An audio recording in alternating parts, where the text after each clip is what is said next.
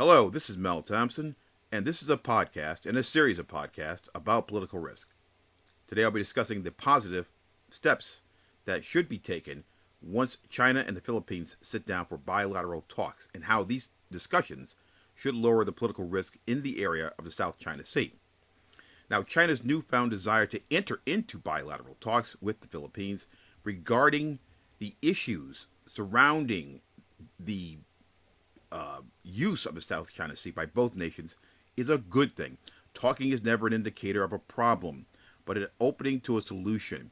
Even in the midst of a war, when people are talking, that means they're trying to resolve the war. So, therefore, it's not a bad thing. Many have been up in arms over the fact that China may want to deal with the Philippines, and the Philippines may actually accept. These bilateral talks raise the concern, particularly by those in the United States, who feel that the Chinese may force a deal upon the Philippines, and the Philippines may turn around and just quickly accept this deal.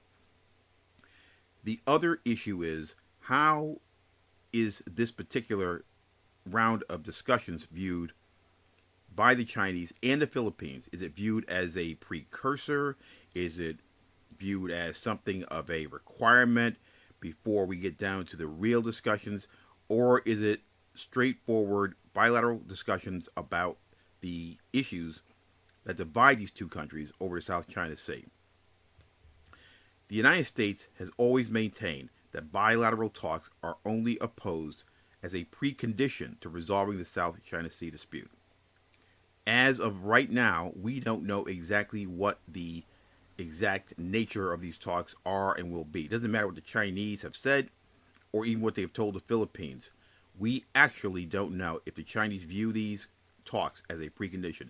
If they do, then we have been very clear, we meaning the United States, has been very clear that precondition talks or preconditions of any kind to resolving the South China Sea dispute are unwanted, unreasonable, and will not be accepted by the United States.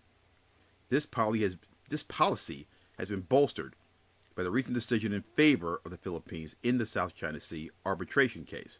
In other words, you can't have a precondition to settle law. It's over. If it's not over, that means they're renegotiating and relitigating the case, and it probably will come out in the favor of China, or at least give them a better deal. This is a concern not only for the United States in this particular situation, but for all countries involved in treaties such as the Law of the Sea Treaty that rely upon it to settle disputes. What if the dispute was settled after you've gone to arbitration, and then you turn around and decide, well, let's just renegotiate this thing? If this happens again and again and again, what good is a treaty? And then that results in some type of movable feast of talks and discussions, and you will never be able to rely upon anything in particular within a treaty or an agreement that will give you some degree of understanding and how to mitigate political risk, because you don't know if these people and the nations they represent are going to go back to the table and just revamp the entire arbitration agreement. Political risk is lowered once you have a set of rules, a roadmap.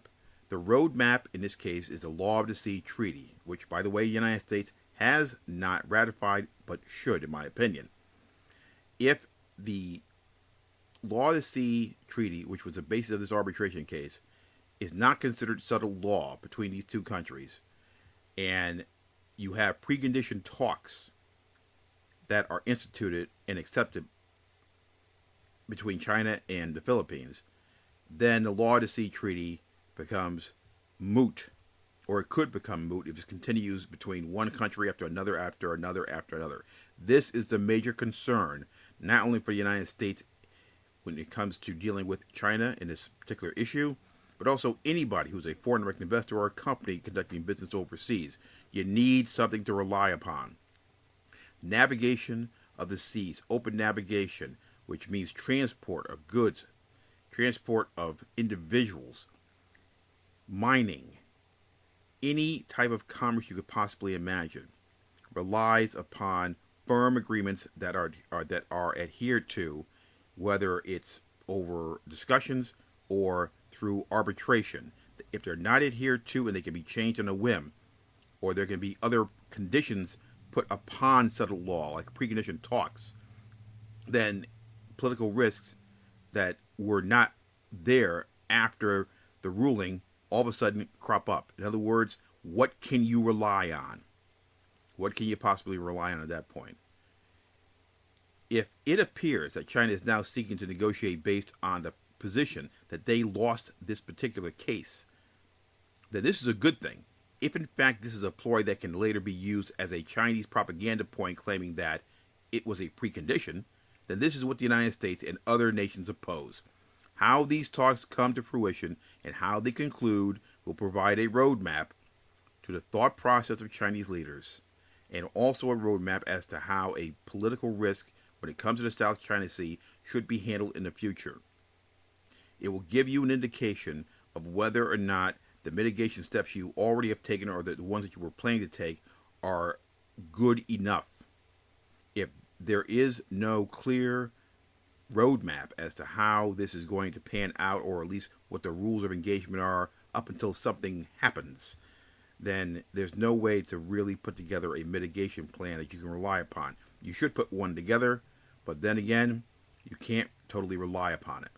A roadmap of how the Chinese will save face in light of the arbitration decision while maintaining economic and navigation opportunities on the South China Sea is exactly what we need to see. Not hear, but see.